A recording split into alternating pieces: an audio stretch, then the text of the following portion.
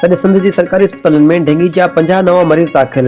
Karachi report Imdad Soomro director general health Sindh dengue जी सूरत हाल बाबति रोज़ानी रिपोर्ट जारी करे छॾी आहे। रिपोर्ट मुताबिक़ सॼे सिंध जी सरकारी अस्पतालनि में डेंगी जा 50 नवां मरीज़ दाख़िल थिया, जॾहिं त ख़ानगी अस्पतालनि में वधीक 33 मरीज़ रिपोर्ट थी चुका आहिनि, जंहिं बाद सूबे में डेंगी जा मजमूई दाख़िल थियल मरीज़ 76 थी विया आहिनि। रिपोर्ट में ॼाणायो वियो आहे त कराची डिवीज़न जी सरकारी अस्पतालनि में 16 नवां मरीज़ दाख़िल थिया, जॾहिं त हैदराबाद जी सरकारी अस्पतालनि में 22 नवां मरीज़ रिपोर्ट थिया आहिनि। वधीक ॿुधायो वियो त गुज़िरियल 24 कलाकनि दौरान सरकारी अस्पतालनि मां 63 मरीज़ सिहताब थी पंहिंजे घर रवानो थिया, जॾहिं त ख़ानगी अस्पतालनि मां 44 मरीज़ सिहताब थिया आहिनि। डायरेक्टर जनरल हेल्थ सिंध मुताबिक़ गुज़िरियल ॾींहुं सूबे में डेंगी सबबि कंहिं बि क़िस्म जी का बि फौतगी रिपोर्ट न थी आहे। सॼे सूबे जी सरकारी ऐं ख़ानगी लेबोरेटरियुनि में मुजमी तौर 5070 माण्हू जा डेंगी टेस्ट कया विया, जिन मां 559 माण्हुनि जा टेस्ट हकारी आया। लेबोरेटरी रिपोर्ट्स मुताबिक़ सभिनी खां वधीक 347 हकारी केस कराची जी लेबोरेटरी में रिपोर्ट थिया, जॾहिं त हैदराबाद जी लेबोरेटरी में 212 हकारी केस साम्हूं आया। डायरेक्टर जनरल हेल्थ सिंध शहरियुनि ते ज़ोर ॾिनो आहे त हू